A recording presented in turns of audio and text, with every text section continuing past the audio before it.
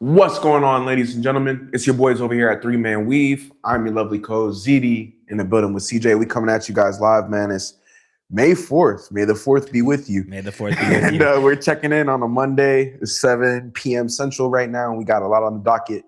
Game 7 Mania, all the Eastern Conference was crazy, man. All those Game 7s were crazy.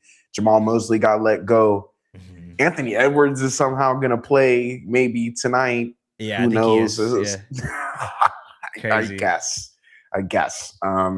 Lakers game was pretty cool last time. It was dope, and went out there, saw us get a 20-point dub, and Houston could not be any worse of a situation, to be honest. Kevin Durant entering the offseason hurt. Not a lot of answers on that team. But CJ, how are we feeling today, man? I'm doing good. We were able to advance. I can't complain. I'm no longer. I said it was like before the playoffs started. I'm like, oh, I'm not gonna be on here chopping it up about the Lakers. Well, the Lakers, they said, Z, you're gonna have to go back on that. You know, we still in the playoffs, man. So you're gonna be forced to talk about us, and I respect that. But how you doing, man?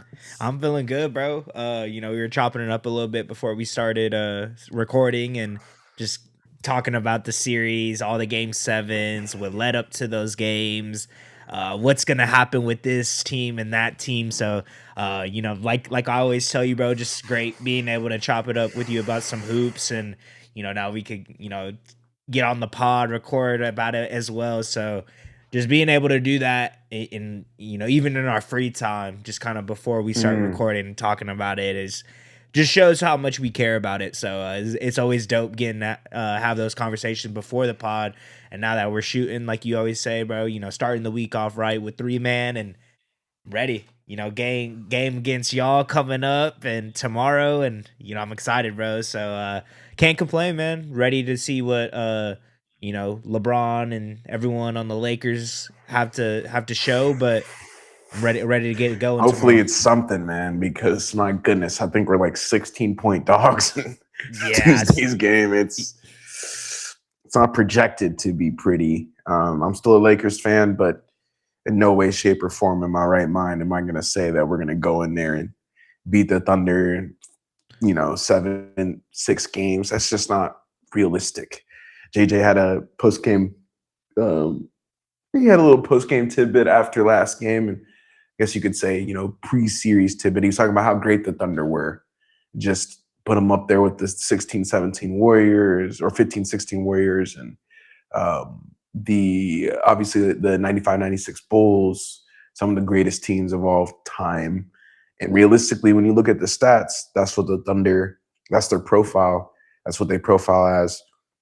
You can't underestimate that and pretend that we are playing at that level. And, I told you what Braun said after the game. He was very thankful. He was talking about how he appreciated that we were able to get a win in this series, and he was able to still showcase his ability to go out there at age 41, going on 42, still prove that he's one of the best players in the league. But the Thunder are just a different beast, and they deserve the respect that they have now from the rest of the league. Truthfully, that we saw the Celtics go out the other day. We've seen a lot of opponents go down in the last few days, but yeah, the Thunder swept their opponent, and they look rested. They look healthy, aside from J-Dub, who's been injured the whole year. Really, yeah.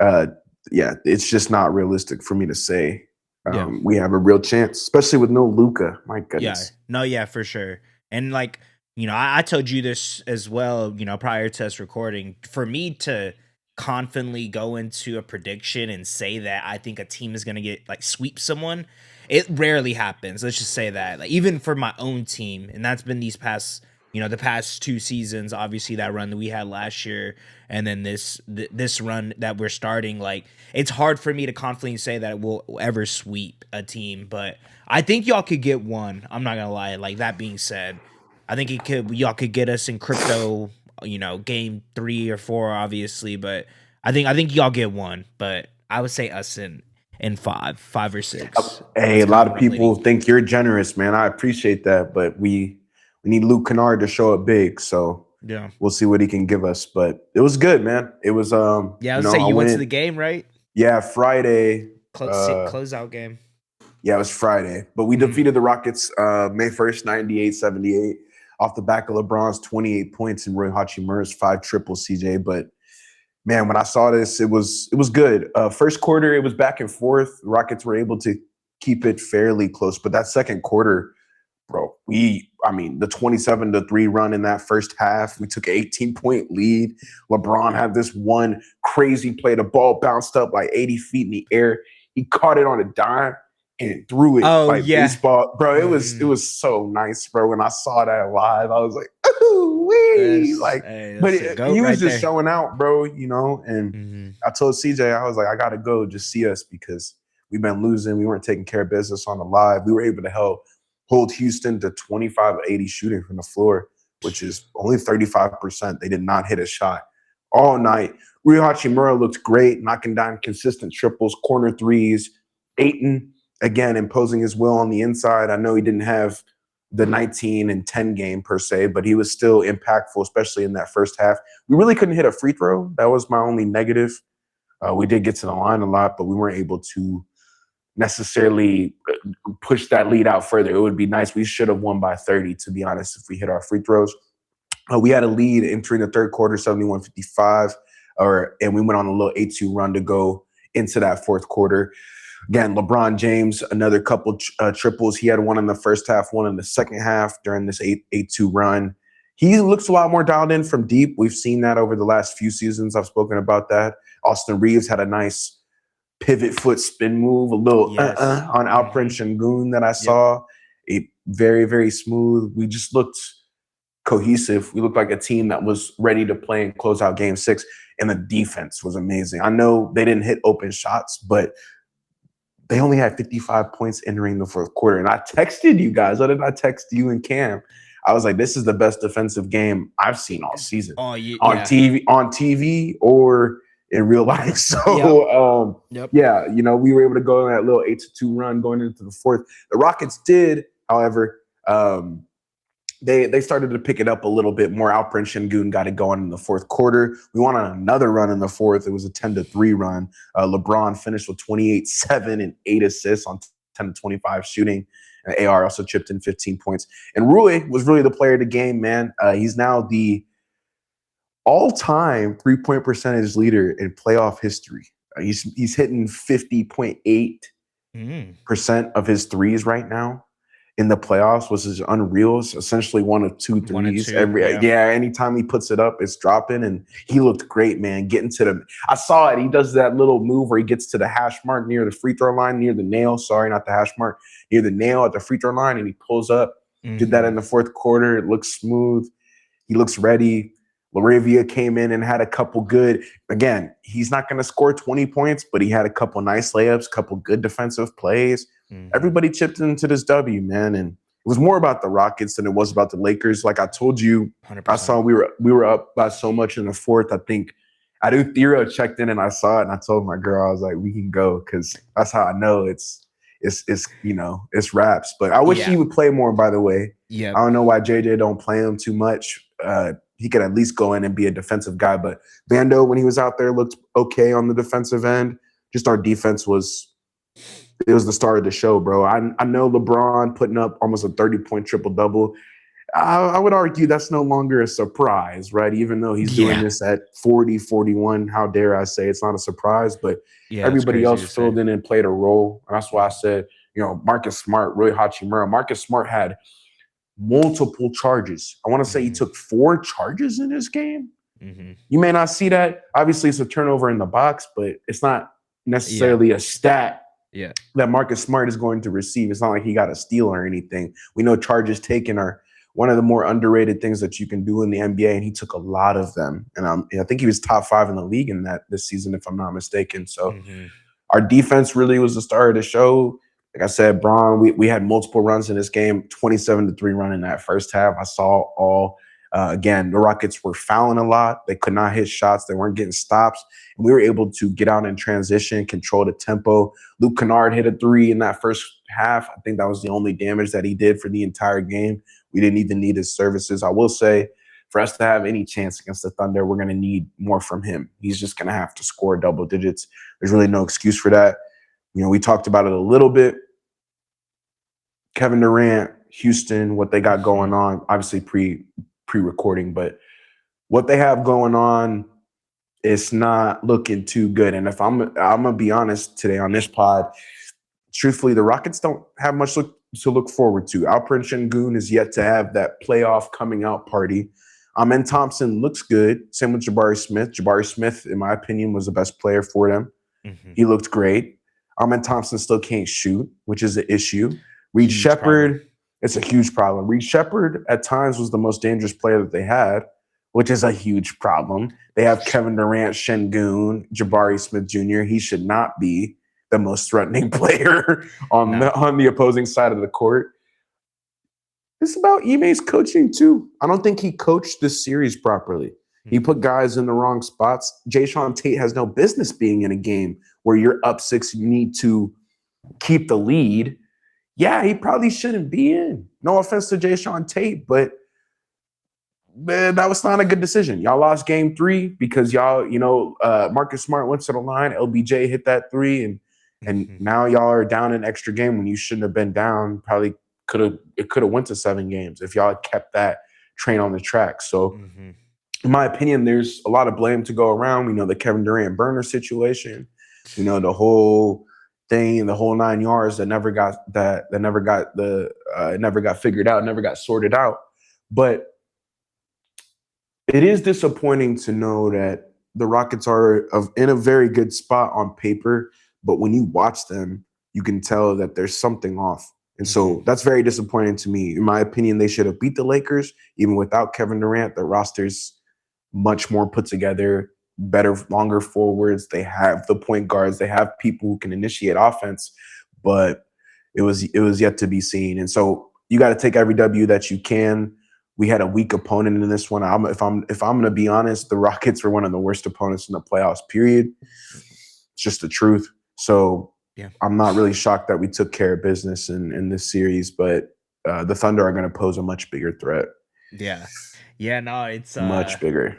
It's dope that you got to, you were telling me that was your first Lakers playoff game. So, got to experience that, get a dub, and it was going against Houston and, what they've been able to do all season. So, getting to experience that is always dope. So happy for you, brother. And then, like you said, y'all played incredible. I think the defensively, I wouldn't even say I wouldn't say like nothing like has really changed. I think y'all are just all a cohesive unit now. You know what I mean? Y'all know the type of defense that you need to play against certain teams, and obviously JJ has a good take. A huge part to do with that as well. Schemes and defensive rotations and this and that. I think that's gonna be interesting to see what he does with the Thunder because of how much we struggle from the 3. We've been doing a lot better recently, especially back half of the year, even in playoffs, we're shooting pretty well. So just gonna be interesting to see what that looks like because y'all are probably gonna get some zone. Y'all are gonna switch up the scheme of the defense, hit us with a zone, hit us with a man coverage. So I'm excited to see, bro. We'll be able to see it tomorrow. We'll see. I mean, I'm excited, bro. Yeah, 16-point dogs. We'll see what we got. I think LeBron's got some sort of joker up his sleeve, and like you said, I don't think he's gonna go. He's not gonna, not score 30. I think the Thunder aren't gonna double. It's just tough. But I will say I'm very proud of the way that we played defense in the series. Even though the Rockets couldn't really hit a 3, they did kill us on the glass. But overall, we just have like you said, a cohesive roster. Marcus Smart played out of his mind. Ayton played out of his mind at times. Luke Kennard, the first 2 games, huge for us. Wouldn't have been able to win the series without that. So just punching him in the mouth. And I told Cam, I said on the pod, but they just got a puncher's chance. But so shout out LA, man. And I appreciate it, man. It was lots of LA fans in Toyota Center, and I had a blast going with my girl. So it was dope. Hell yeah, brother. That's dope. Dope to hear. Excited to, see the matchup. It's going to be the first time, since we've been doing the pod that Thunder and Lakers are in a playoff series. So, we'll get to experience that. But going off of that, what the Thunder have been going on, and what the scenarios for us at this point of the season. The Thunder Mm, swept the Suns in the first round, winning that series by an average win margin of 18 points. The Thunder now face mm, the Lakers in round two, where they are a 15-point favorite for game tomorrow. In the playoffs, the Thunder rank first in the NBA in offensive rating, scoring 126.9 points per 100 possessions. OKC also ranks second in the NBA playoffs in overall net rating with a plus 17.8. The Thunder mm. also ranked third in this year's playoffs in steals, averaging 9.5 thefts a night. Versus Phoenix, OKC scored 34 points off of turnovers in game one. SGA continues to dominate in the playoffs, averaging 33.8 points per game and 8 assists per game on 55% shooting from the floor. Overall, the Thunder are still looking like the most dangerous team in the NBA, picking up the only sweep of the playoffs so far. And round two, Western Conference semifinals, we have the Thunder versus Lakers. So, we were just kind of talking about it, but excited to see what that looks like. Like I just mentioned, I think JJ is going to come with a great defensive scheme. I feel like that's something this whole season that he's done a great job of adapting and showing what the roster can do, even with the guys that they have had. I feel like y'all were kind of counted out all season, not really all defensively. They can't do this, they can't do that. And then they kind of, towards the back end of the year, it kind of switched, and y'all's offense was what was kind of going cold, but your defense was looking really well. So, that's kudos to JJ, and I feel like he doesn't get as much credit as he should be for, what he's been able to do for the Lakers, in his short tenure there, and what he's been able to Not back a to back. podcaster, right? No, not a podcast. Hey, shit, we said that too, bro. So it's dope that he is actually able to win playoff series, be successful in the regular season, and hasn't obviously gotten to that point yet. But this is his second year as a coach, I believe. So still have a young career, but you mentioned earlier, have a tall task with the Thunder, and I think it's. I don't think I have no reason to think Braun is gonna have this be an easy series. So like, even if though I said I think we win in five, I think a lot of these games can be down to the wire. They have that potential. Obviously, like we had just mentioned, Thunder have the second best overall net rating, but it's all matchups. Technically, yes, we have the better roster from top to bottom. We have the depth, but with Braun, if AR, kind of he hasn't really even got it going. So once he starts to get it going, y'all's team is playing really good on the defensive side of the ball. If Luke Kennard could do, what he was able to do in the first series, a lot of these games could be, up in the air. But, like I said, I'll never count my team out, so I'm always rocking with the boys. No, But and I'll never say confidently, at least, that we're just gonna blow someone out personally. But because it's just basketball, bro, and like I feel like I would be just very naive to think that, but we'll it's a good see. word. We'll Yeah, see. I always credit and show respect to an opponent, yeah, nonetheless, nah, for regardless of sure. the situation. For sure. And unfortunately, we didn't win a regular season game versus them this year either. So it does factor into the cards, unfortunately. And y'all saw the results with Luca and AR and Braun Yeah. all healthy. So it's an uphill battle for us. But like you said, you don't want to ever be naive, especially with the stuff we're about to go through. Mm-hmm. Some of these teams that are moving on. Yep. It's just yeah, you got to think a little bit further ahead in this playoff landscape, bro. Anything can happen. So I Mm-hmm. appreciate you. Of course, bro. Yeah, I'm excited. I feel like this is gonna be a good part You of the show. giving us one game is very generous. I said it 10 minutes ago, but Yeah. I'm like, I appreciate that. I think y'all get one game, bro. I'm not gonna lie. Hey, I think we can win the series, but I'm not gonna say that from a realistic perspective. But Right. I'm a Lakers fan, so Of course. F it. Yeah, right. Of course.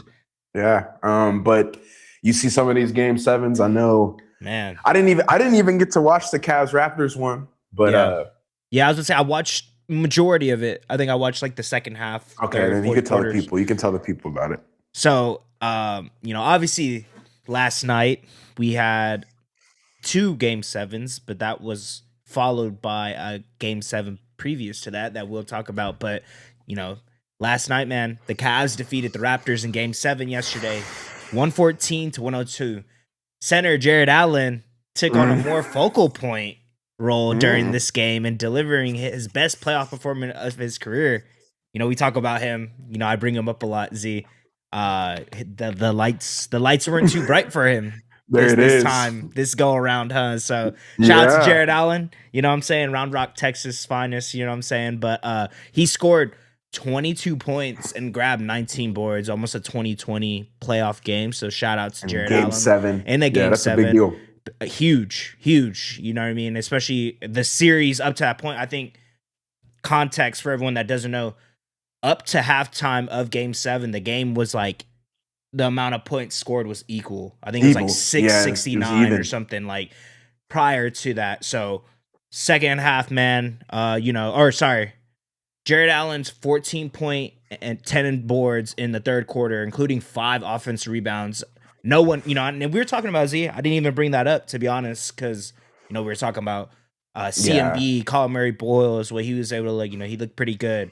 But just the depth at the front court for the Raptors is something that needs to be addressed. So that was huge, obviously, with Jared Allen being able to get 5 offensive rebounds. He was in abusing Poeltl. He's making him look like a little kid out there. So that's obviously something, we'll talk about it more too, off-season files for the Raptors, but that's something, it's a key thing that they need to focus on because... Yeah, you make a good point with that. Sometimes we don't even want to overshare the ideas that we have because we need something to discuss at a later date. That's a good point. That's why I'm like... yeah. But that being said, it powered a 38-19 Cavaliers run to break the game wide open at this point. Head coach Kenny Atkinson called Allen's play the best I've ever seen, noting that his offensive rebounding and inside scoring were exactly what the team needed beyond James Harden and Donovan Mitchell's services. Mitchell, 22 points, and Harden, 18, were inefficient from the floor, but it was enough to top the Raptors. We talked about it as well, seeing what Jared Allen and even Evan Mobley, we haven't talked about him this game, but just seeing the progression of what their play styles, obviously Evan Mobley is getting paid $250 million and, he's a good player, but is he worth that much? He played well this series, but he's had his growth be able to get stunted because of the play of Donovan Mitchell. James Harden, since he's got there, has really elevated his play. But, that being said, that's the truth. Yeah. That's the truth. You were talking about his 3-point shooting, and I told you, I'm like, yeah, he better have that. Better. Yeah. Because he's not going to touch the ball. He's gonna, or not in the Evan Mobley come down 6'8", I'm going cross. Has he pulled? Like, we've seen him do that a couple times in regular season. Right. Do that over iHeart. Remember that one lefty, floater? It was a little while ago, but he has that in his bag. But to your point, 5 of 7, very efficient. Got 13 points. Only shot 7 times. I would like for him to shoot a little more. Right. But you make a good point with that because it's not to say that Donovan Mitchell is trying to stunt his growth. That's not what CJ's saying. He's saying that's what's going to happen when you have first team All NBA. And Donovan Mitchell made that last season. It's not like this guy's a bum. No, he's going to need to hold the ball, bro. And honestly, Donovan Mitchell didn't have the best series. No, he didn't. So, my opinion, I know it's a little spoiler, but CJ and I think the Raptors probably could have won this series if they had BI and IQ. Yeah. Colin Murray Boyles was going off. Scotty was going off. I know you're about to talk about him, but those two cats were like just as good as Donovan Mitchell and Harden. So that's a good point. Yeah, but you brought him up, man. Scotty Barnes, had 24 points and 9 rebounds, and RJ Barrett, who hit that crazy shot that bounced up in Game 6 to seal the victory. Shout out to that. That was, one of the craziest shots I've seen in a while, probably since the Kawhi shot, honestly, that I could think off the top of my head, especially in a win or go home scenario. So huge shot from RJ Barrett, Toronto native, and shout out to that. For the 6. For the 6. I bet that was a huge moment for him, but Drizzy was going crazy. They kept the Raptors competitive, Z. Despite injuries to starters Brandon Ingram and Emmanuel Quickley, Atkinson credited the physical Raptors for testing his team, saying the series galvanized us for the next round. Toronto deserves a lot of credit. The Raptors in Game 6 won on an RJ Barrett go-ahead 3, like I just mentioned. That was reminiscent of Tyrese Halliburton. That was the one. Last 3 versus the Knicks. Yes, very much so. They the little boom, bounce yeah, up 80 literally. feet in the air. Yeah, I forgot about that. Yeah. Kind of like, going backwards a little bit with the whole. Yeah. I think I mentioned this too. Prior to this series starting, I thought this is going to be a great test for both of these teams. Like we just mentioned, kind of similar in financial situations, both second apron luxury tax teams, but kind of on different timelines. You know what I mean? Toronto's a lot younger, Cleveland a lot older, but both are in the luxury tax, second apron to be exact. So it's kind of like seeing, are the Cavs really this good, or are the Raptors over exceeding what we're paying for? Yes, but talent wise and on paper, is our team able to compete in the playoffs? And I think we saw that. So the fact that Kenny another good take. Was able to praise them and say that they were a huge test, because like Z mentioned earlier, and I'll admit it too, if they had Emmanuel Quickley and or BI, I think this series goes in the Raptors' way, just because of what we were able to see leading up to that point without those guys. So I think it would be a different. And Darko coached better than Kenny Atkinson. Yeah. But y'all aren't gonna remember that. But defensively, the Raptors were the 93-point win that they had. That game, if you go back and watch the tape, bro, like you said it on the pod, it's like reminiscent of 80s basketball. They just do not let you score. The Cavaliers have some of the most dangerous guards in the NBA, alongside some great front court players. Yeah, it's not like they're could bums. Not score. Yeah, they couldn't score at all. The Cavs are very dangerous, and we. It's not to say that the Raptors. I think we've done a good job on this pod of talking about them. To be honest, I don't hear their name much in the ESPN, whatever. They're not this super like coveted team. I think they're still very underrated, in my opinion. I mean, I agree. You could speak for yourself, but in my opinion, they're still an underrated squad. And to your point, comparing them with the Cavs, looking at their balance sheet, being like, both second apron teams. One got an average age of 31, and the other got an average age of 27, 26, and 0.9, whatever, So which team would I which team do I foresee going further in the playoffs, especially in the future, like a next season? Right. It's got to be the Raptors. It's got to be. Yeah. It's got to be, bro. And just their coaching staff, their developmental staff. You brought up Jamahl Shed, another Central Texas guy. He played great defense on Donovan Mitchell at times. It bothered him a lot. But, of course, Cleveland, again, they closed out the series. I think they hit their free throws. They shot like 73% from the line. They did the things. When it got to the end of the game, they did the things that matter most to win. Similar to how the Lakers kind of won, honestly. A little ugly. Got to get to the line, slow the game down. I don't discredit Cleveland, but Cavs corner, you guys are in a little bit of a – it would scare me, bro. I'm scared. I personally, if I'm a Cavs fan, I thought we would take care of the Raptors in like 5 or 6 games. But for sure, 7 games all the way to your point to the third quarter where we're saved by Jared Allen's 14 and 10 rebound run or whatever. Right. That ain't too good. And you brought up Evan Mobley's, you could say stunning growth. I'll rock out with that one too. He's got to add the 3-pointer. He's got to continue to be aggressive. James Harden does add some value to him, but we'll see what he can turn into, man. I don't think Donovan Mitchell is going to leave Cleveland. No. It's not like they're not going to be without his services or anything. But this series showed a lot more about the Raptors than it did about the Cavs. We expected the Cavs to win, and Donovan Mitchell said in the postgame, bro, he said, we still haven't done anything. He's like, this is like my 10th first-round win. Yeah.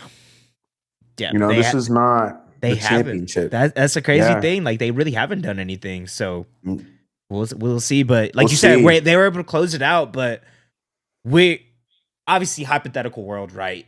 If they would have lost, this whole conversation would be a different conversation. Way different tone. Way different. Yeah, just going about it different. What are we doing? This and that. But that is what you all have to wait for the offseason files now. But For sure. For sure. Yeah. And you brought up their balance sheet already, similar to that. But Cleveland, since they're old, their timeline is very tiny, whereas the Raptors just have way more leeway, just depending what they do with their front court. But moving on to this next game 7, man, Magic versus Pistons. This was a banger of a series, not necessarily a banger of a game. It's not super close, but we'll get into it, man. The top seeded Pistons completed the comeback from a 3-1 deficit by beating Orlando 116-94 to secure their first playoff series victory since 2008 in that manner. Bro, I'm going to bring this up. So the Magic have also lost a 3-1 lead to the Pistons. And they were the 8th seed as well. And the Pistons were the number 1 seed. History repeats itself, huh? History repeats itself, but we'll get into the Magic a little bit later, but that just doesn't sit right with me, man. And they also did something after that game that we'll talk about a little later too, and kind of all correlates. But Detroit's backcourt dominated with Cade Cunningham posting 32 points and 12 assists.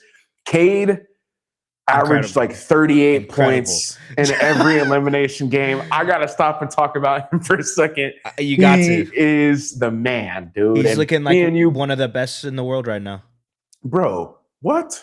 And I had him on first team. Yeah. You know, the NBA ruled him in. Jaylen Brown had a hell of a year.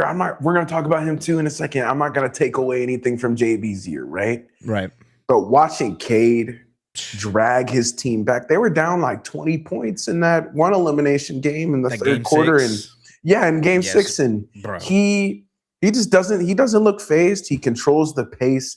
Mosley said he is a god. He's unstoppable. He's very hard to figure out. And to this day, he doesn't believe that teams are going to figure that out. And you just got to give credit to Cade, man, since he was a kid, bro. Montverde to Oklahoma State and now Detroit. He's continued to show that, man, he's just one of the best players that I've seen in my life. I'm only 24. I know you're also young too. Yeah. But to see a 6'8" guy play point guard the way he does, bro, it's unreal. The thing that I love about him, bro, he doesn't speed up. He doesn't speed up to the game, doesn't slow it down. He plays at his own pace, and he's big and physical, and I think that's something that a lot of guards, it's going to be tough for them to be able to handle that matchup night in and night out. We've seen it the past 2 seasons, so the fact that we were able to see it in the playoffs, in elimination, scenario for the Pistons, being down 3-1 and then coming back, and like you said, that game 6 is more so about the Magic, and we'll talk about that when we get there, but Pistons are incredible. They're looking good. This was a huge test for them. Realistically, they should have lost this series. Obviously, they didn't. And this was more so on the Magic, like I mentioned earlier. But to stay in the fight, regardless of the situation, it takes a lot. And I am very impressed with the Pistons. You know what I mean? Like I never counted them out. I thought they were winning this series in 5 or 6, but the scenario that played out, the cards that ended up being dealt to them, I thought it was going to be over, and they've been able to, shut me up, and they got my attention. They did all year, but Cade is looking incredible. Asar Thompson is looking ridiculous, bro. Man. Like he's especially on the defensive end, man. side of the ball. To your points, like with Cade, bro. Like Luka, for example. I love Luka. I think Luka can shoot threes better than Cade. He gets to the line a little more. Yeah. Okay. Outside of that, though, you could argue that you could take Cade over for sure. And defense, his ability to guard. He's more athletic. Outside of Shai Gilgeous-Alexander, I might even take Cade above Luka now. Just given the landscape of the NBA, it's not to say Luka's not gonna. He's gonna give you 60 and 10 and 8, and it's gonna be crazy in those games, but. The defense for me, and I know we've talked about Cade for a couple minutes here, but him alongside Tobias Harris, right? Giving you 30 in a game 7, a pro's pro. This is a quote from Cade. Just somebody who's always been right there on the edge. He's never a ghost. Sometimes he is, Yeah. But He has his Tobias will moments, give but you, yeah, he has his moments, but he'll give you the 14, 16 points on mhm. 45% shooting, and we'll take it. But he got to 30 last night. Yep. Last night, just Mhm. an unbelievable game from him. This duo became the first Pistons teammates to score 30 plus in a postseason game since 1977. Cunningham said the comeback forced the team to reflect on what made them successful in the regular season and to get back to that style of play, which truthfully they did lose their style of play in this series. Mhm. Like CJ just said, we weren't expecting Detroit to be in this rug tug of war, this rug match, and Orlando pushed them to the brink. They forced them to play their way. It got Detroit out of their style of play. Jalen Duren was going ghost, and I brought that up to you. It's tough. It's tough to justify those $200 million, $250 million, similar to Evan Mobley. It's tough to justify when you're not always present in the playoffs. And that's Mhm. something that, Jalen Duren did have a good game 7. I think he had He did. 15 and 10. Mhm. It was his best game of the series. So don't want to take any credit away from him, but they did get away from their style of play. That's the reason that the Magic were able to stay within this series. And that's an interesting talking point from Cade, because that's the truth. Detroit also trailed late by 24 points in game 6, but rallied, while Orlando managed only 113 points in the final 6 quarters of the series. That's scoring 18.8 points per quarter. CJ, we talked about it in that game 7. They had a 16, 17-minute scoring drought that you just can't have. You No. can't have if you're in the second apron. You can't have if you traded the first round picks. You cannot have it. Inexcusable. I watched that all the way through. Unbelievable. Anytime they would put up a shot, the air in the building was like, oh man, it's just like the Yeah. Magic are just not gonna. They're not Yeah. gonna score No. any shot, even from 8 feet extended, including Mhm. the 3-point line. The Magic weren't able to score, and it goes to show you scoring 18.8 points per quarter over the last 6 quarters of play. That's just not going to get it done, man. You know what I'm saying? It's No, just not not going at to get all. it done. Jalen Duren delivered his best game, his first double-double of the series in game 7, like we just brought up, getting 15 and 10. And went on an 11-2 run in the third quarter, which was capped by Dennis Jenkins' buzzer-beating 3 that pushed the Pistons' lead 83-64. Paolo Banchero tried to keep the Magic competitive with 38 points. Got to give credit to Paolo. Dude. Paolo showed out essentially in every game, and he always has in the playoffs. You brought it up. Yeah. He was on your all-playoff team last year, getting to 40 against the Celtics. He's not the issue, to be honest. He's not. Sometimes during the regular season he is, but not in the playoffs. And I'd rather have somebody who can do this, go bat for bat with Cade. Had the 40-point performance. This wasn't even the most points he scored this series, but just going bat to bat with Cade Cunningham and magically hitting 38% of his threes. You see the danger that Paolo Banchero brings with his skill set and his style of play. Definitely was able to impose as well. Got to the line a lot. Just a great series from Paolo. Definitely not his fault. Scoring 38. Desmond Bane was the only other Orlando player in double figures in this one during the first 3 quarters. No longer the Magic head coach. Jamahl Mosley said his team, I had to speak correctly on that one, couldn't find the basket despite playing well defensively. Obviously, Jamahl Mosley got fired after this game 7 debacle, and deservedly so, and we'll talk about that later. Detroit's win makes them the 15th NBA team to overcome a 3-1 deficit, which seems to happen a lot more. And God dang it, why? Why?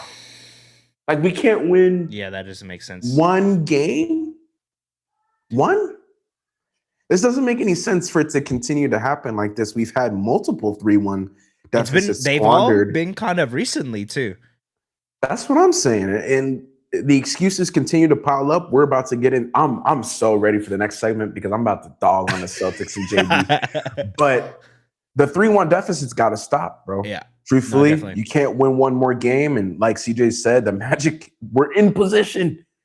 If they beat the Pistons, we're talking about the Magic way differently. They're no longer on this, even though it's just the second round. Getting to that, I think, is a good marker for them. We spoke about it. We're not expecting them to win the championship, but can you continue to make progress and improve on a previous season, which they did not, and they're in a worse spot in terms of their balance sheet. The Pistons will face the Cavs in their next series, which truthfully, they're ready for it. I'm rocking with the Pistons. The Cavs, really struggled against the Raptors. The Pistons are a similar team to the Raptors that can score Sure. at times. Yeah. So Score better than the Raptors, at least. yeah, score better than the Raptors at least. And it's my belief that Kenny Atkinson's not going to double Cade. He might, but we just saw him go off. I think Shea might be first in playoff points per game. Cade is second, or Cade is now first because of this performance in Game 7. I want to say he is first. So he's averaging the most points per game in the playoffs so far this year. Super dangerous player. We spoke about that, but it's really all the other players. What are you going to get from Dennis Jenkins, Tobias Harris, Duncan Robinson, Duren?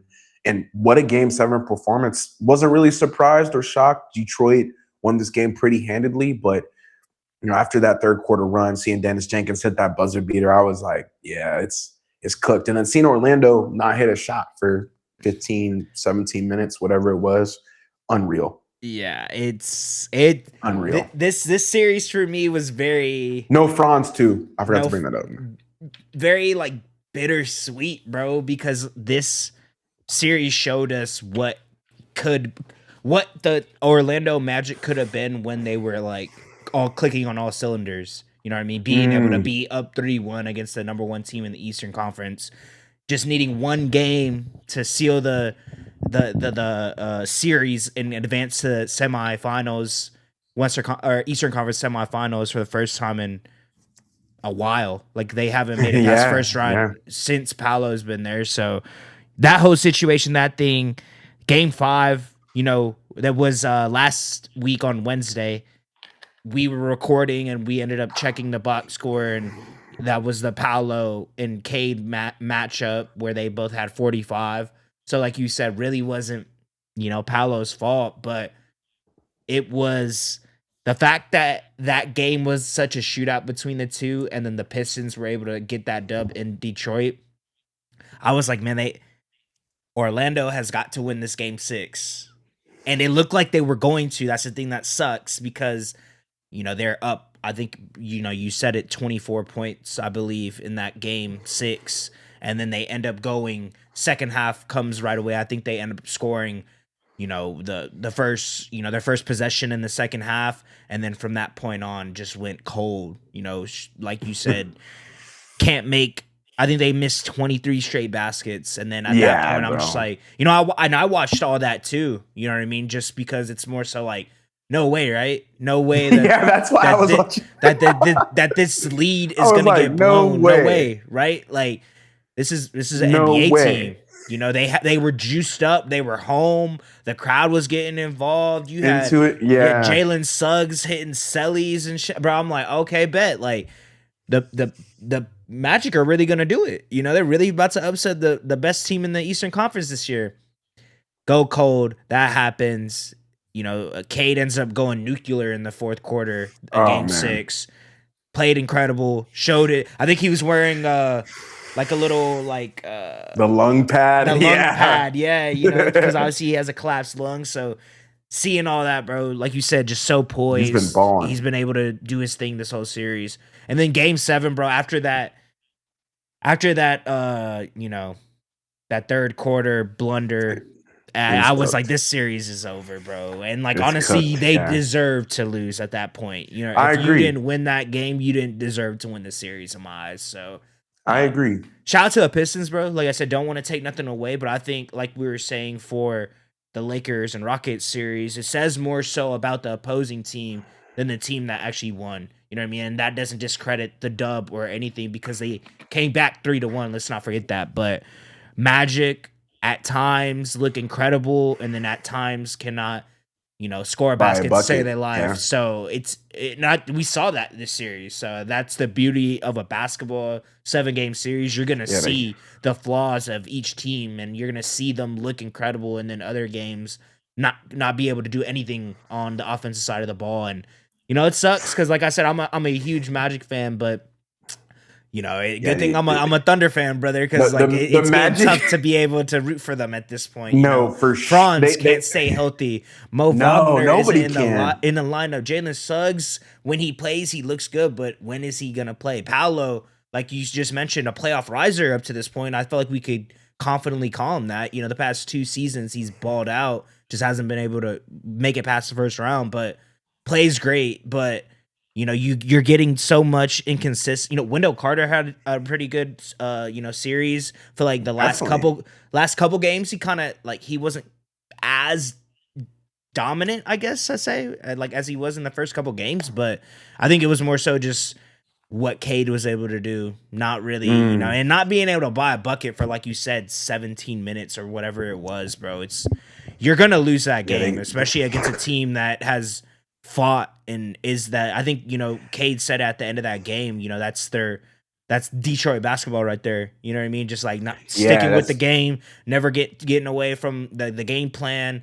Not stopping until the clock hits, double zeros and the buzzer goes off. So I think like I said, I was very impressed with that. Obviously, the Magic lost this series more than the Pistons won, but obviously the Pistons had to also get to that point, and Cade was looking incredible. And kudos to them because Cade could have stunk it up, and they could have easily lost this series, and but he yeah, didn't. So the Magic couldn't hit the ocean if they yeah, were shooting it into it, was and it and was it's ridiculous. so it's ridiculous, and I feel bad for Orlando. I know we got to move on for the Yeah. people. Y'all are like, I don't care, I don't care. Well, Magic faithful cares. Right. God damn it, and CJ's also a fan, I was and about to say I care, yeah, bro. Like yeah. No, you they just should brought have it won this up series, bro. That's why it's frustrating because for they sure, are a bro, good team, and if they would have for win, sure. then it would be a whole different conversation. But I wanted to see them health, triumph. I don't, yeah, in health.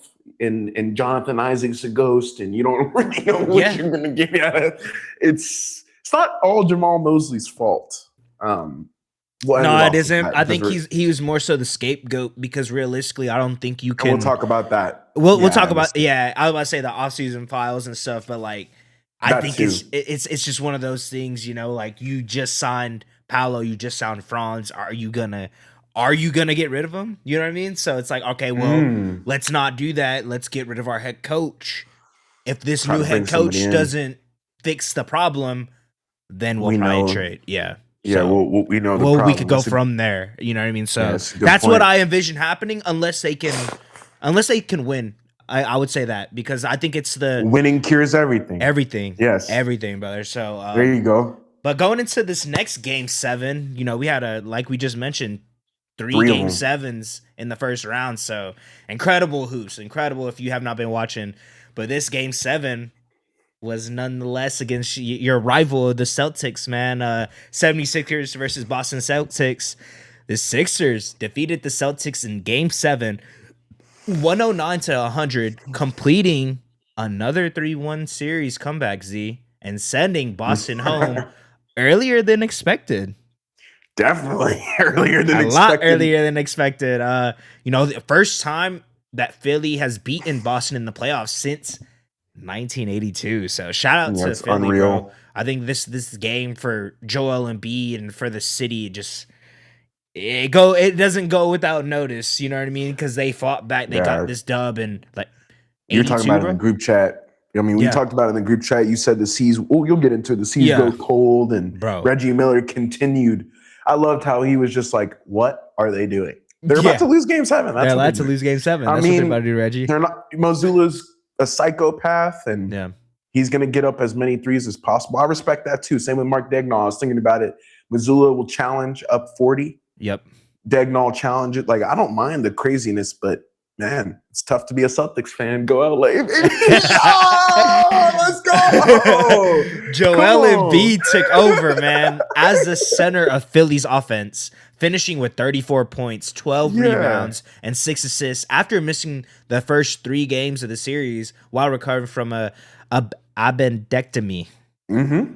Yeah, Yeah. we talk so highly of Joel Embiid, bro, and like He we was said, awesome. if He nobody was wanted awesome. to go against the Sixers, if they all got healthy in the playoffs, and Nobody. Boston was a great example of that. I mean, that was our favorites to come out of the Eastern Conference, if we're being honest. So, shout out to Joel Embiid, bro. He switches the whole team, and what we've been able to see from Maxey and VJ as a rookie, and Mm-hmm. you're getting moments from a Dembona, Andre Drummond hitting 3, like shout out to Philly, bro. This was Philly, yeah. shout out to Philly because this was an incredible series. But Tyrese Maxey gave the Sixers the second star punch they needed, adding 30 points, 11 rebounds, and 7 assists, man, while hitting a few late buckets to help close out the game.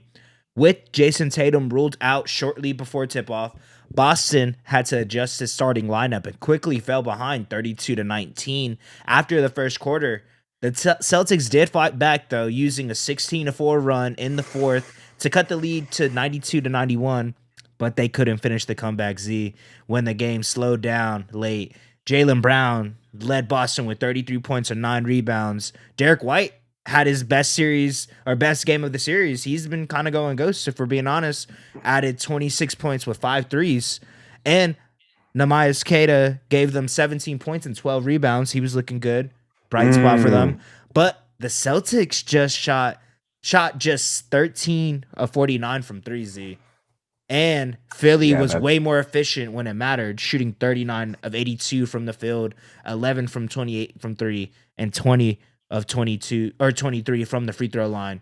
This was a massive breakthrough win for the 76ers, who got revenge for past playoff losses to Boston and now move on to face the New York Knicks in the Eastern Conference semifinals. Yep. And you brought them up, VJ, the unsung heroes, VJ and Paul George coming out of the blue, giving you 16 to 20 points a night. We know Embiid can go when healthy, and in my opinion, that was the best game I've ever seen from him, including the 70-point performance against the Spurs. Mm-hmm. I just haven't seen him. He was talking mess. He was telling Jalen, he that three that they hit when they were on the comeback, and then he's like, quiet down, quiet. Dude, chill. That shit. And he was telling Jaylen Brown, he's like, bro, I got like 30 points. I was telling my girlfriend, because Embiid had like 15, and he started scoring, to your point, CJ. I'm like, he wants to get to 40. Yeah, like he's trying to get to 40. 40 piece. Yeah, he wouldn't come out. People were banging his knees. He still wouldn't come out. Mm-hmm. But you brought him up, bro. It was really Tyrese Maxey who. Oh man. I mean, every game of the series he was great. He had one stinker, but outside of that, this Game 7 performance, the 11 boards and 7 assists, awesome. Jaylen Brown showed up for the whole series. We know Peyton Pritchard did as well. Shout out to Peyton Pritchard. One of the more dangerous scorers we got in the league. But you're right. Derek White did not have a good series at all. This was the best game of the series, and it's unfortunate it comes into Game 7. Namias Queta had a great series. You brought him up, had 17 and 12. He had 5 fouls in that game, though. That was a big problem for them. Their front court was so weak. Mm-hmm. We talked about the Raptors' front court. Well, Nikola Vucevic sat the entire Game 7. Yeah. Namias Queta can't be your starting center, and you're going to beat Joel Embiid. I mean, this series was super, super dope. And to see the Celtics be such sore losers makes me so happy. I mean, Jaylen Brown getting on his live stream, talking about Embiid's flopping. You flop too. Everybody flops. Okay, that's not an excuse. You just said it. He's coming off an appendectomy and then major knee surgery. Embiid is he can't be the reason y'all lose. Right. That's not a good excuse, bro. Ain't nobody trying to hear that. And y'all win all the time. Everybody wants to see y'all go home. Everybody wants to see the Lakers go home. But to act like Philly is not going to come into the Garden, play with some pace. Again, the pace was awesome. They only missed 3 free throws. They got to the line and scored. Everybody looked like they were ready to play for Philly. And on Boston's side, it looked like they were looking for an excuse. Joe Mazzulla said, I feel just as empty as I did when we won. That's bullshit. Okay, that's bullshit. If you're really a winner and a psychopath like I know you are, the way Kobe felt about winning and losing was not the same. Mm-hmm. He hated to lose and he loved to win. There's no in between. So don't give me that. Say, oh, well, I'm just as empty as I was when we won. Nah, bro, nah. Winning cures everything, so I'm not buying that. Just a lot of mistakes. The challenge, we didn't talk about it during the game. Their entire bench is screaming, challenge, challenge on a Tyrese Maxey foul on a layup. It's a clear foul. Yeah. You're going to challenge? We need a challenge. Y'all only lost by 9 points. You're going to challenge, and now we're out challenges for the rest of the game because some assistant coach on the bench wants to get out of here, bro. That's a mistake. Yeah. You guys deserve to lose this game. You go 13 of 49 from deep. He said, I like this quote from Joe Mazzulla. He said he loved the process, hated the result. I understand y'all are going to get up threes, but when it's not going in, what are you going to do in a game 7 scenario? Yeah. That's also another thing. I get if it's game 3. It wasn't game 3. No. It's game 7. So if y'all aren't hitting threes, it's probably not going to change today. If there was a game 8, okay, we can try again. But since it's game 7, we got to switch the way that we're playing so we can play accustomed to the way that the game is going. Not just, well, it's 3 or die. I don't necessarily love that. Mm-hmm. And the Celtics paid for the price for that. And truth be told, Jason Tatum was the reason they were playing. When he got ruled out, you said it shortly, but when he got ruled out, I wasn't expecting that to be the case. So when I saw that, I was like, oh, Sixers got it. Right. The Celtics are cooked without Tatum. Let's be honest. They don't have the depth they used to. Mm-hmm. And Peyton Pritchard covers up a lot of their holes, to be honest. He gets to 25, 30 points, and you kind of forget that the Celtics don't have a bench. Which, and he's done a good job about, with that. But in games like this where he doesn't get to 25, it's not very good. And dare I say this, but the Celtics aren't a very good team right now either. Mm-hmm. If we're being honest, Brad Stevens has a lot of work to do with their front court, especially. We've talked about Jaylen Brown and Jason Tatum. They have something there. Yeah. But the fact that Philly can come in and beat you guys with a rookie VJ Edgecombe and a pretty washed up Paul George, at least that's what people are saying. I don't necessarily agree. But I'm sure if you asked Brad Stevens, should y'all have won, he would have been like, yes. There's really no excuse, bro. There's no excuse. I don't feel bad for y'all because y'all have been winning. Nobody feels bad for you. Now it's about the offseason. What are y'all going to do to improve the roster? Does Vucevic go? Hopefully. He has no business being on a team if we can't play him in a game 7. There's a lot of things that we got to rework around Jason Tatum and Jaylen Brown, but JB had a great year, had 33 in this one. He wasn't the problem, right? He was talking to Embiid, but he was getting his. He had a great block on Paul George at the end of the game. I know you remember it was, and PG would have slammed it, old PG, but now he's got to lay it up. And, JB was at the rim to meet him. Jaylen Brown wasn't the problem. In my opinion, they lost because of Derek White and their inability to shoot when it mattered. And their front court depth was extremely weak. Mm-hmm. Playing Luka Garza is not a winning recipe in this scenario. And hats off to Philly. You said it 5-10 minutes ago, but got to give credit where credit is due. Hadn't beat Boston since '82. Embiid, Maxey, dual 30s. Obviously, VJ and Paul George helping out. But you brought it up, bro. You said it. Drummond, the Kelly Oubres, the Quentin Grimes. Quentin Grimes being aggressive, Oubre being aggressive, playing well off Embiid. The Sixers are a dangerous team, and it's tough for me even to say that they're – so on FanDuel, the series over for the Knicks versus Sixers series is 5.5. I would take that in a heartbeat. I think this is going to be another 7-game series. Yeah, you guys can think what you want, but looking at Philly healthy and the roster they got right now, they match up really well with the Knicks. And also, Embiid is torch cat in his career. I think he's averaging like 35 and 10 versus him in all the games he's played against him. So yeah. That's going to be a good matchup, man. I'm excited for that one, bro. Yeah, bro. We're going to have to see. That one's tonight. So we'll see the final. Unfortunately, we weren't able to watch it. But, yeah, man, we're gonna get into that series, full and live in the flesh. But let's talk about Ant-Man. Let's talk about the T-Wolves and where they're at. Anthony Edwards seems like he's going to return. CJ Edwards is being upgraded to questionable for game 1, which gives Minnesota a real chance to avoid opening the Western Conference semis without its best shot creator.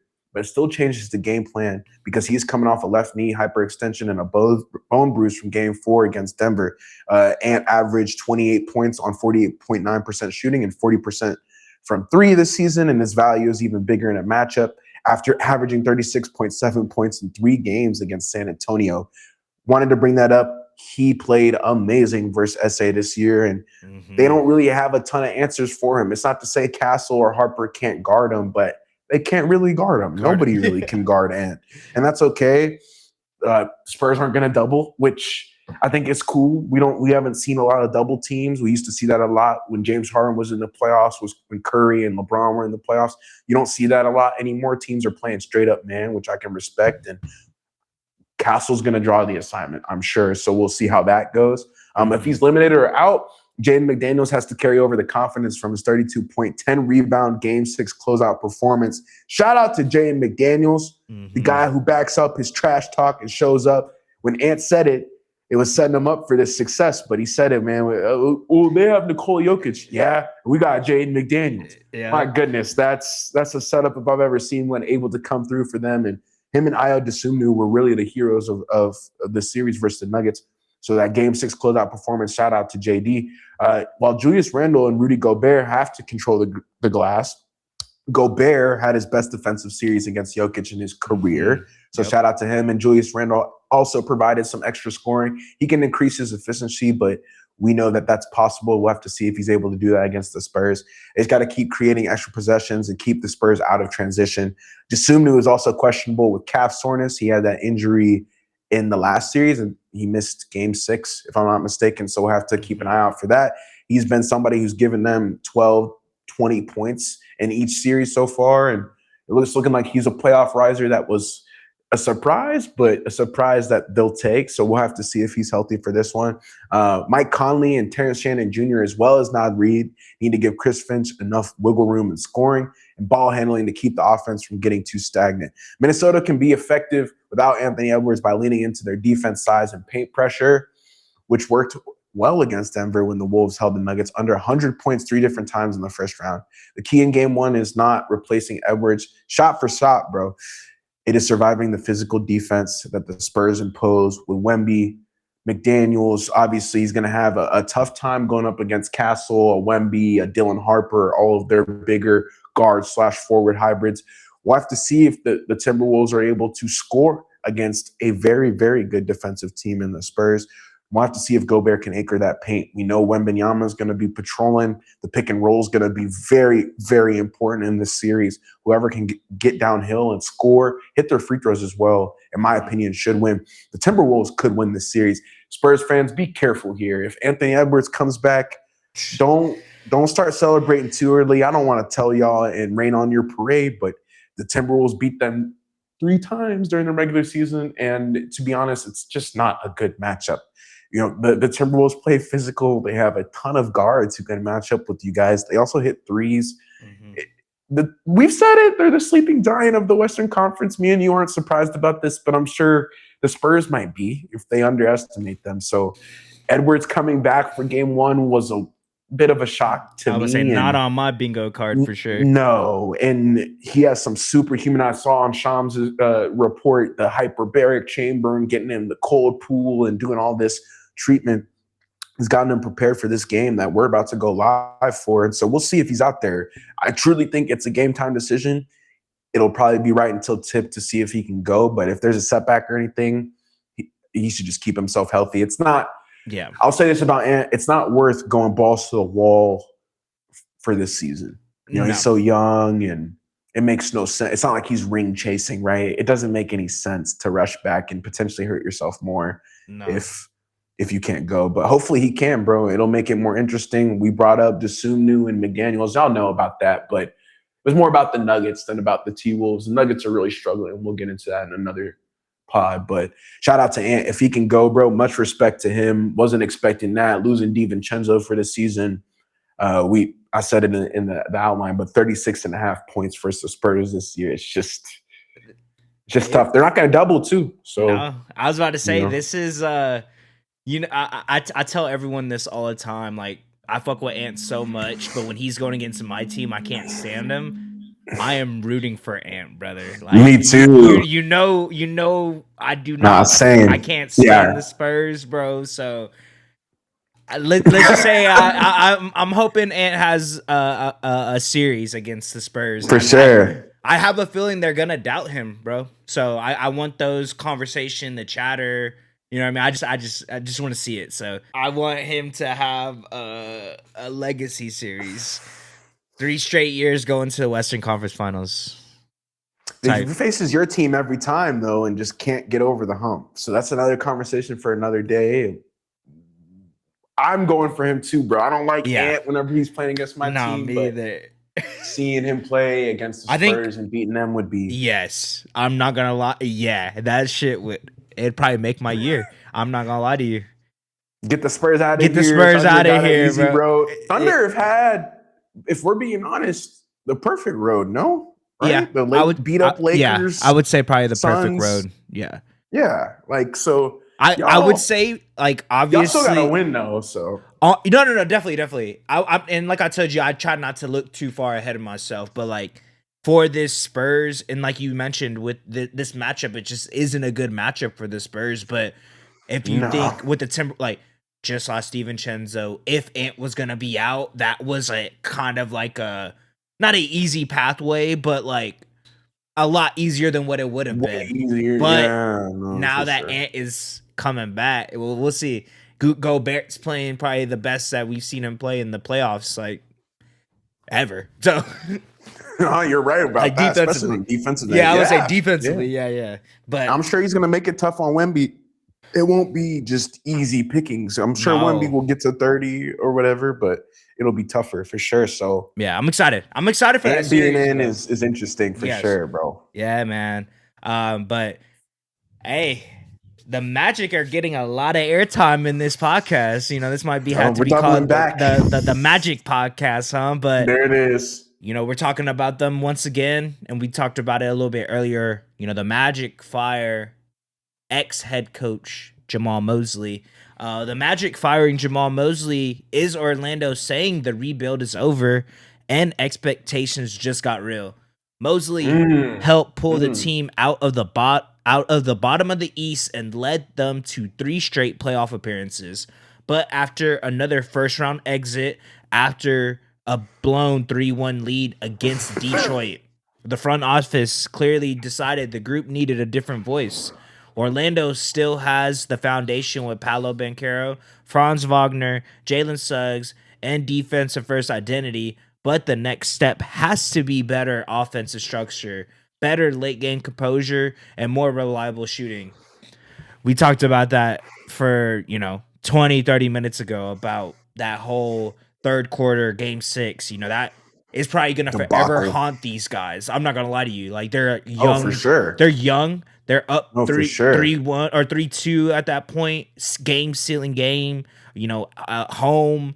That shit might, stick with them for a minute, bro. Then hopefully they'll be able to overcome that, but can't talk about that enough because, like I said, after seeing them lose like that, I knew that they were going to lose game 7. Like it just looked terrible. So, Yeah, I don't want inevitable, and terrible. like it's just not good. not and good at all. Desmond Bane, I mean, I'm sure you're going to talk about it, but Yeah. he's good. He's 20 points on 50, 40, 90, but I just cannot believe the 4 first round picks, bro. Yeah. That really hurts because they need to find other guys who can, Anthony Black too didn't have the greatest series, right? We expected a little bit more from him, but like you said it. To sum it up, really is he's the scapegoat, right? Yeah. He was the one who was able to get them out of the mud, and Yep. very underrated coach. Whoever gets Jamahl Mosley is going to be extremely happy. Mm-hmm. There's a little bit of locker room turmoil. It wasn't perfect, but Right. for him to be like their main leader, obviously all the game plans, all the plays they were running, all of the cohesiveness, the actual tactics behind the Orlando Magic is Jamahl Mosley. I wonder what it's going to look like without him at the forefront, but I'm sure Paolo and Franz and Desmond Bane aren't necessarily going to change their play style too much, but it just seems like he was the scapegoat because he has done a good job there, and it's honestly sad to see another coach just get let go like this. Mm-hmm. Kind of saw it with Michael Malone, Mm-hmm. but this is why head coaching is a Even tough Taylor job. Jenkins, Yeah, Taylor Jenkins. It's not for everybody. Tibbs. You'll be Tibbs, right? It's not for everyone. You'll be the first person they let go of because they can. It's very easy, and it's a very effective way to shift blame. Yeah. And I blame the front office. I blame Obviously, the head coach, Jamahl Mosley. I blame some of the players too. Yeah. Obviously, can't really predict injuries, but the health has been a factor, and even the front office has made some decisions, some hasty decisions that are we need to win now when the Magic's timeline is not now. Clearly, Yep. they lost in the first round, and they had a 3-1 lead too. It's not like they got swept. It's not like they were on the ropes. They were the one who were making all the punches, and it's unfortunate to see it this way. I don't want to rain on his parade too much. I hope he finds another job. He'll find a good job somewhere, bro. But the Desmond Bane trade is so disappointing. Yeah, it's disappointing that you gave up your future for a first round exit. Continuous. And continue it 3 straight years, matter of fact. So, but that being said, the Magic averaged 115.7 points with a 114.9 offensive rating this season, but they shot just 34% from 3, which shows why spacing and half-court execution have to be a major priority next year. Their next coach should be someone who can keep the defensive edge Mosley helped build while creating a more modern offense around Paolo and Franz instead of relying too heavily on tough isolation possessions.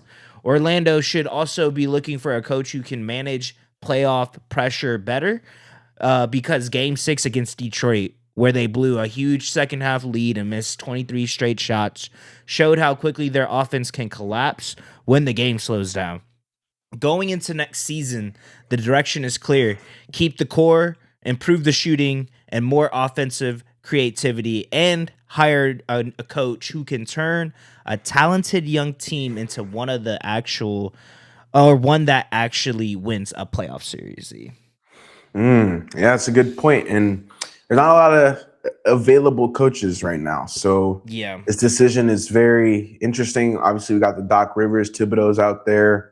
But yeah, the coaching Billy Donovan, the coaching options are slim. They're available. You just got to find the right fit, and whoever takes on that job is expected to do and win now. Yeah, they're expected to do a good job there, and they're expected to win within their first year or two. So we will see. CJ, unfortunately, Jamahl Mosley has been let go, and that's usually what happens in scenarios like this. But let's get into these games today, and then we'll get the people out of here.